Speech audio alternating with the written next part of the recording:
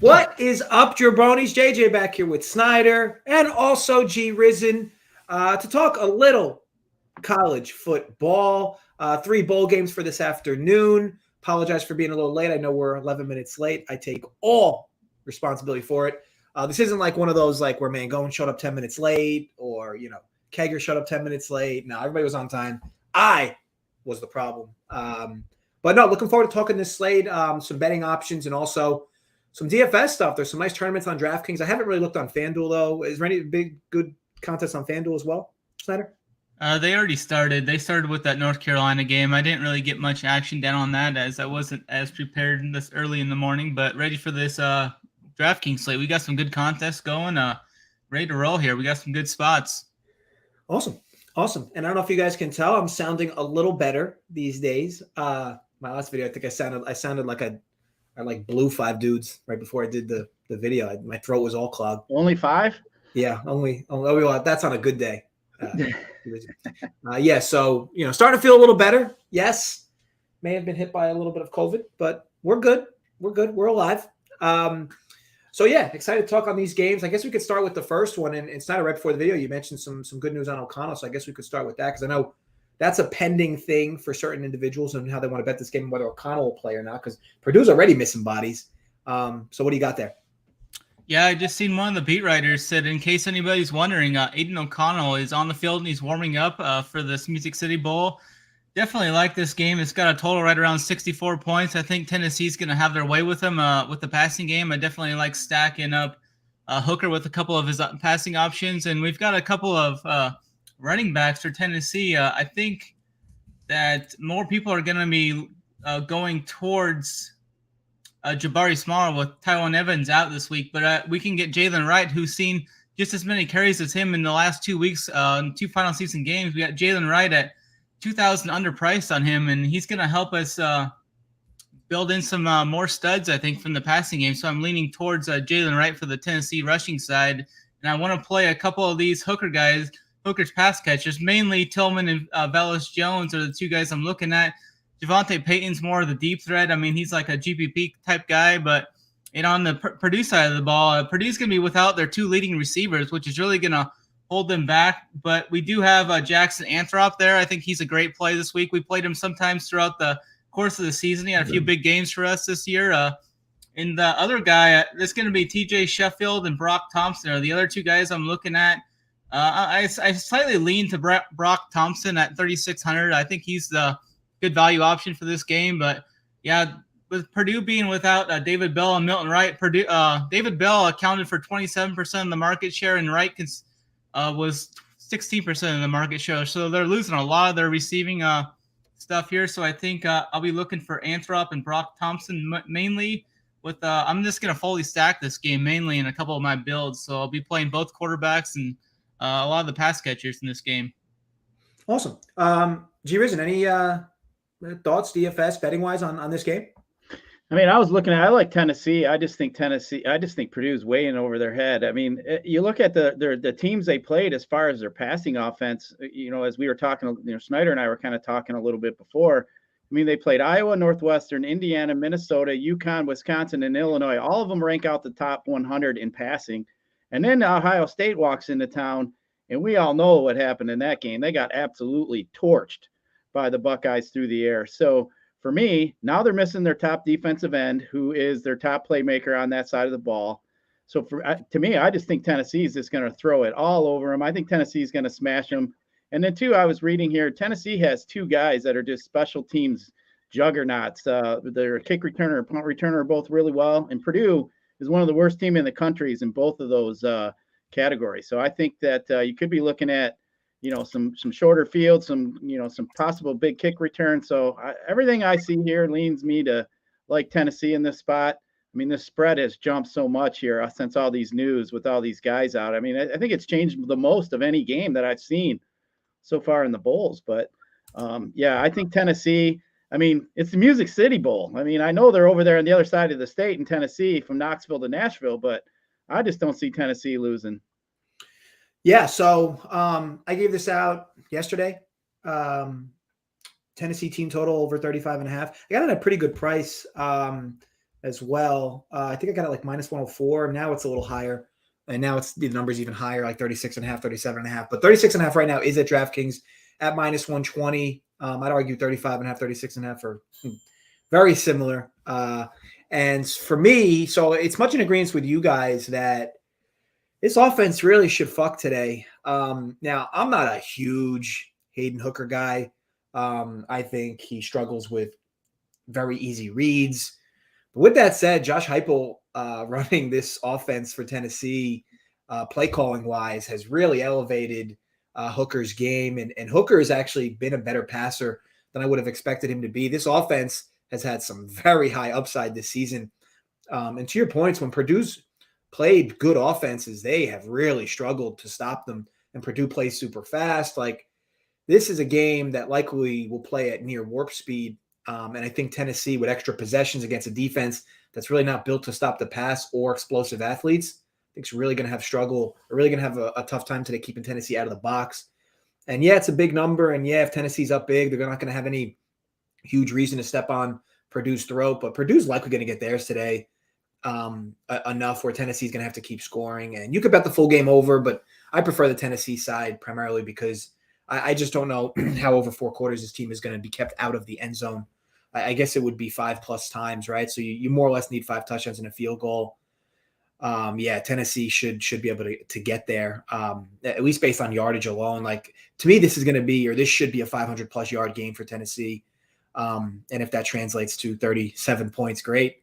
But we've seen this, right? We've seen where teams have piled up offense. I mean, a good example of yesterday would be yesterday where Clemson played who did Clemson play yesterday? Iowa State. Yeah, so if you look at the first half in that game, there was like almost 400 yards of offense, and there was 9 points.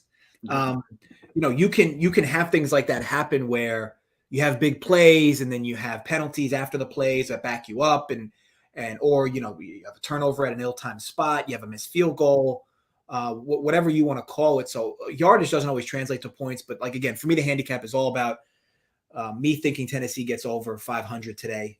Total yards offensively, and that should translate to 5+ scores.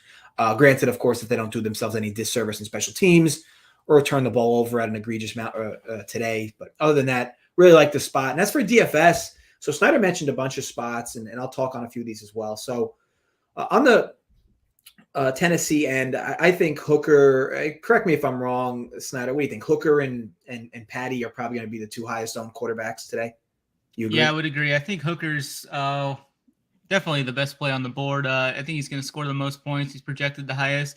I definitely like Tennessee. I bet Tennessee. I think this offense is just going to roll. It's going to fuck, as you would say, but definitely like this spot for Hooker today. I mean, he's got some rush game equity too. He's had 711 yards rushing. I mean, he's going to throw the ball all over this place. I definitely like him. Yeah. And I think that, for me, as an example, I'm going to be over 50% on Hooker. He's probably going to be over 50% ownership, especially on DraftKings, or FanDuel does this as well, but we have the super flex where you could play 2 quarterbacks. I mean, Hooker's going to be 50% owned in all contests. So I'm going to be over 50% to at least try to match the field there. I'm not going to go overweight on him, but I'm definitely not going to be underweight. And then, we talk about the Tennessee passing game, right? So Jones is the underpriced Tennessee guy that's got high upside. But on the other end as well, is the other guy. So Cedric Tillman at 7,200 likely sees less ownership than Jones, just primarily because of the price. Yeah, he's priced up there. I think everybody's going to be looking to jam in Addison later in that Pittsburgh game. I mean, he's priced up there at 9K. I think these pass catchers could come in a little lower owned, especially Tillman. Yeah, I agree. I think that Tillman will go under owned in this game. And I will be overweight on Tillman, and I will certainly be overweight on Jalen Wright. I know that we could talk on the splitting of touches. I'm sorry, not Jalen Wright. Jabari. Jalen Wright's running. Yeah. Yeah. So, I mean that. So it's similar to the wide receivers, right? So Wright is a cheaper guy. Small is the more expensive guy. But man, in close games, they typically rely on Jabari Small. And I know that, Tennessee typically uses a multi-head attack, and I know they're missing another running back. So it's likely going to be some flavor of a timeshare between these two. But Small does get more work, especially in closer games, and he's gotten more work most of the season. And I just think overall him and Tillman for me will be my two highest owned guys from this game. And again, it's more of a price leverage situation. I think that, to your point, Snyder, I think a lot of people will go towards Wright and will go towards Jones because they're cheaper options and it gives them more flexibility in other games, especially, to play guys like Allen and even, as you mentioned, Addison. But for me, take the leverage to your advantage. The 3-game slate. And these guys, I mean, to put into also perspective, FanDuel has small at -400 to land in the box today. So you can more or less punch him in for 6 at least. And yeah, granted, sure. The Wright could score as well. Both could score, to be honest. But again, you got to pick your spots. I think small outscores him today by a decent margin, which is why I'm going to be overweight there. And then, yeah, other spots, I guess, flip around to the Purdue end. I guess it's kind of hard to avoid not have at least one receiver in this game on Purdue. I mean, Anthrop's probably going to be the most popular. And then what do you think? So it's Anthrop, and I'm looking through my lineups at the other guy. Is it?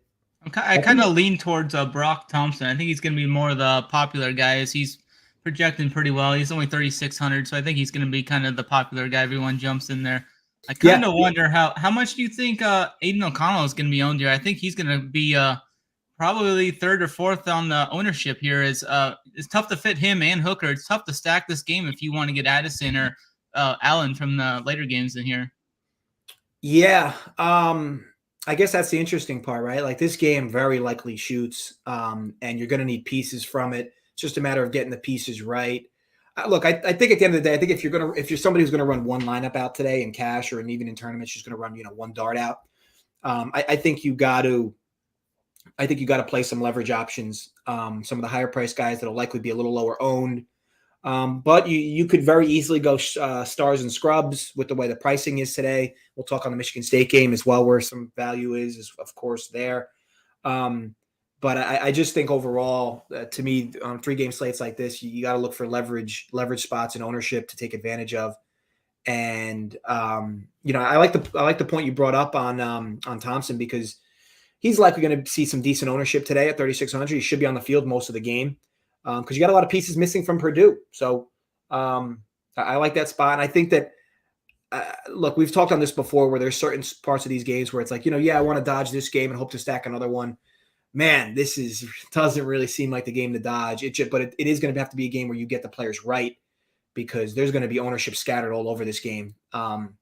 So ultimately, my advice is try to leverage some of the higher priced options who people are likely to go away from and use more money in other games or on the bigger players in other games. But with that said, if you're playing in cash, I can't argue at all going some of the lower priced guys to get some of the studs in from the later games.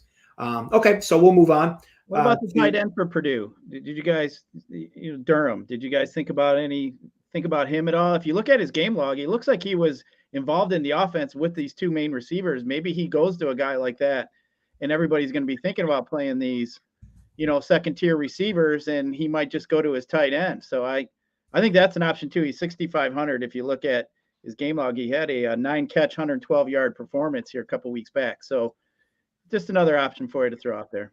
Yeah, I think that's fine.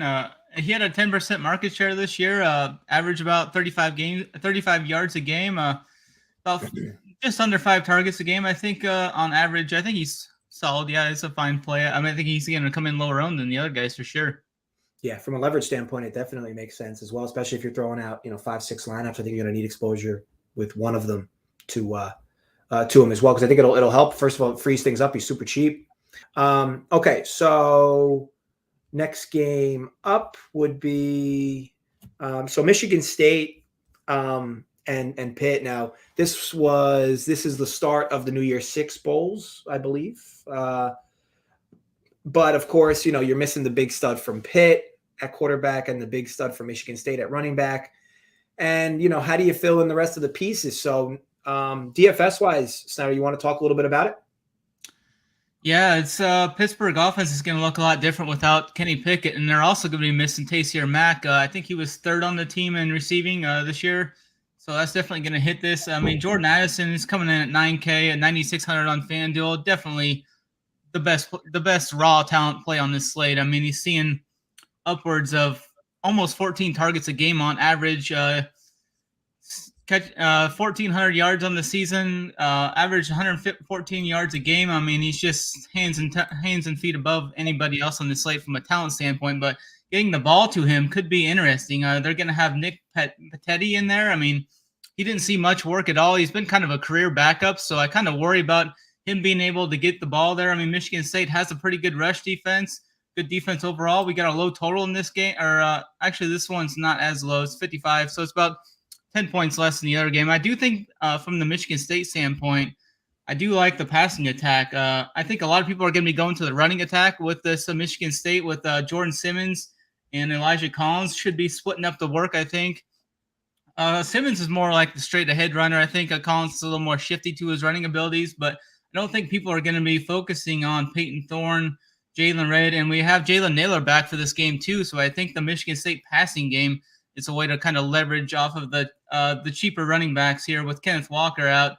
He accounted for so much of their work this year. He had a 60% market share on the ground. Averaged almost 40 yards a game, so they're going to be missing out on a lot of offense in this game. So I think going to the passing game is a way to kind of get different a little bit on this slate. O'Connell's priced at 7,400 and 9,500 on FanDuel, so he's kind of priced up there a little bit. I think he's going to slip through the cracks as well. And Jalen Naylor's, he's priced up there Jalen Naylor's priced at 5,500, and we got Jalen Reed at 6,900. So I think he's going to kind of fall through the cracks a little bit too, as a lot of people are looking towards Jordan Addison in this game. Yeah, I mean, G. Rizzo, what are your thoughts on this one as well?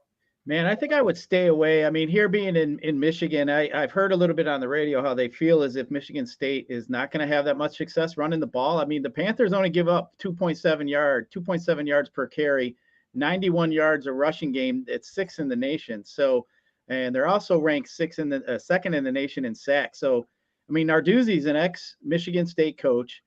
You know, I mean, he's going to have a little bit of, motivation to want to beat his old school. But for me, without Kenneth Walker, I think the Sparties are going to have to throw the ball. So I like what you guys are saying about them throwing around. Naylor is really good. So is Reed. I think both those receivers have potential to play on Sunday. But I'd stay away from these cheaper running backs. I mean, if you look on FanDuel, these guys are like 7,500, 7K. If you want to look at, some of the later slates, I don't think I would go there, but I'd lay caution to those running backs, I think, against Pittsburgh. Yeah. And I mean, from my end, I'm not going to bet this game. I think there's just too much variance involved in it. As for the DFS end, I do agree that from a leverage standpoint, I mean, who in their right mind is going to want to stack up this Michigan State passing game when you're paying near top dollar for these guys between Thorne and the wide receivers. And it's not that they're not worth it. It's just that when you look at the game before it, where the value is just endless, it's going to detach people from this game, which again, if you're running out multiple lineups, it does give you an advantage to stack up this game, at least in one of your lineups. And Nick Patty at quarterback is likely to be very popular. And you can throw all over Michigan State. So Addison, you pair him with Addison, or even pair him with Jared Wayne, or Krul, a tight end. I mean, it wouldn't matter. You want to pair him with some pass catchers. Patty also seems to be pretty mobile, so he could sneak into the end zone on the ground. But yeah, I mean, I think that if you're looking for pieces to lock and load from this game, to me, I know G. Risen, you mentioned on how good Pitt is against the run. But man, Simmons just feels like such a free square here. Even if they split touches, him and was it Elijah? Elijah Collins? Yeah. So even if him and Collins split down the middle, the dude's the nut min price on DraftKings. So he'll likely be popular because of it. But on a slate where you want to stick studs in, I think Simmons is a really, really strong option. It goes without saying, but.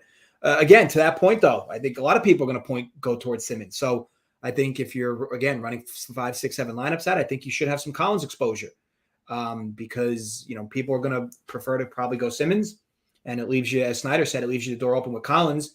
You could even go real silly and run them both in the same lineup together.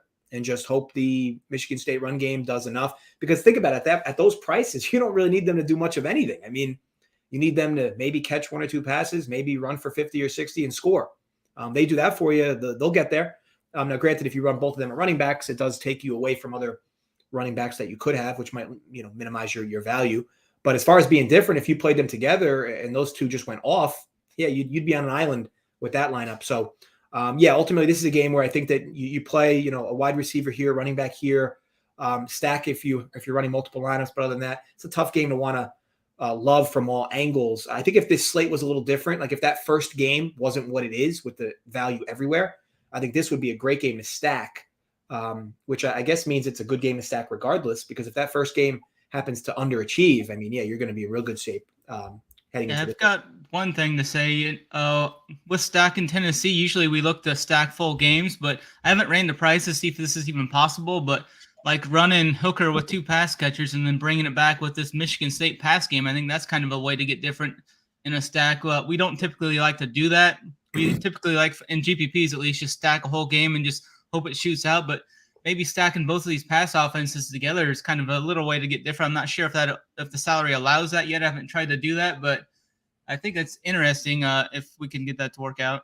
Yeah, definitely. That approach is going to be definitely low owned just because of price alone. It would be tough to squeeze it all in.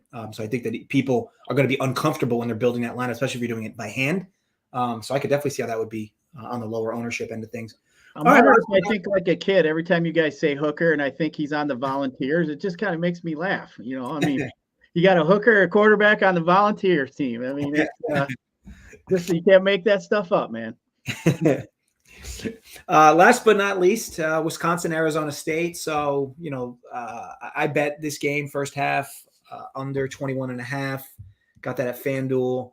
I have no idea where sustained continuous points come from in this game. Arizona State has been one of the best defenses in the Pac-12 all year. Wisconsin's defense will be the best defense Arizona State's seen all year. To me, this game is a rock fight. And you literally are going to need Allen on Wisconsin to carry this over more or less himself. And he could, don't get me wrong, super talented.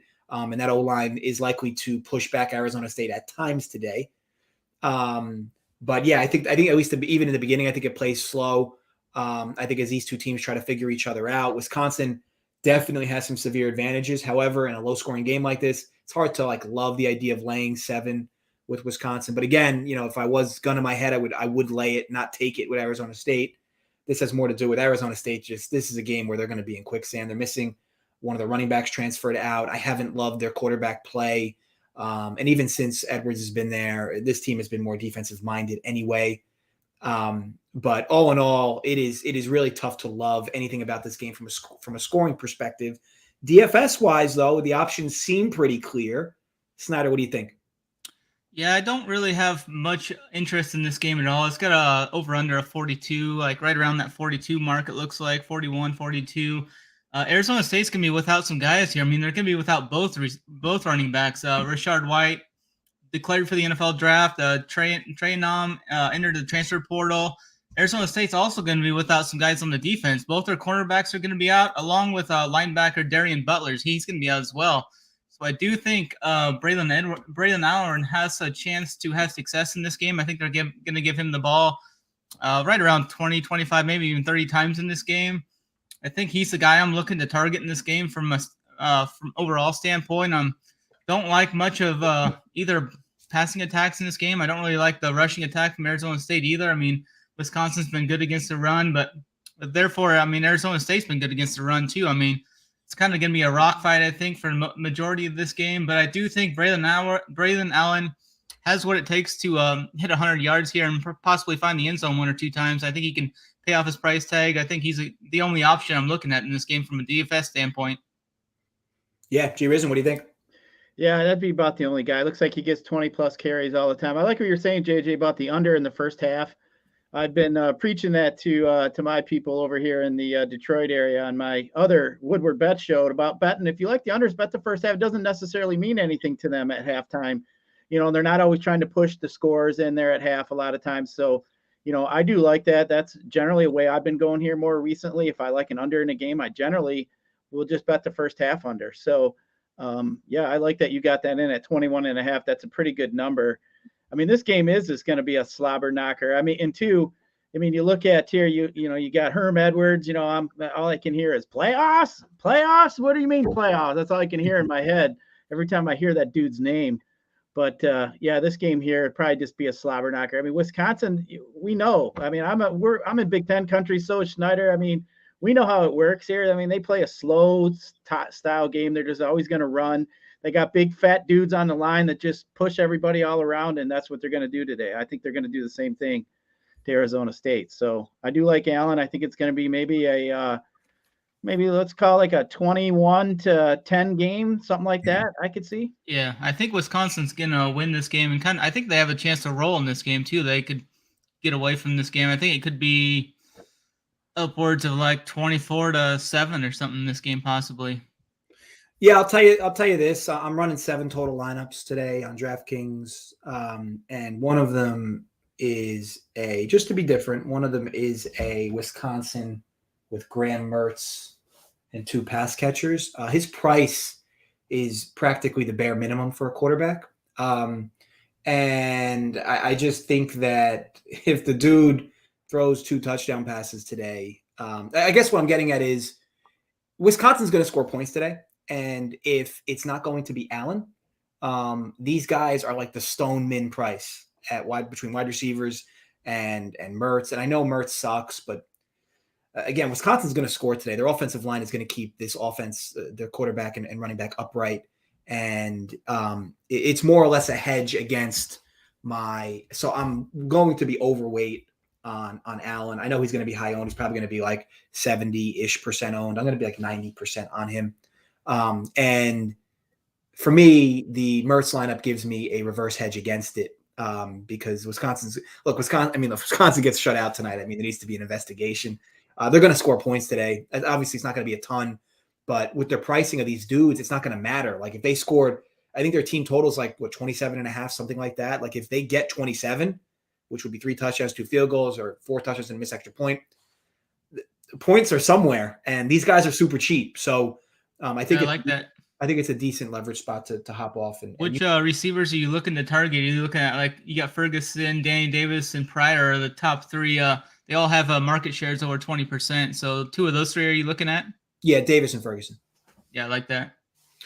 So I just think it's a good pivot spot. If you're running one lineup, I wouldn't do that. But if you're going to run like 7 or 6, like I'm running 7, I have it in one of my lineups. Okay, so that wraps it up, short and sweet. I hope you guys found this informative and helpful for betting DFS. And Snyder G. Risen, thanks for hopping on. I'll also have a video for both BCS games that'll have out tonight for tomorrow's games. So look forward to that.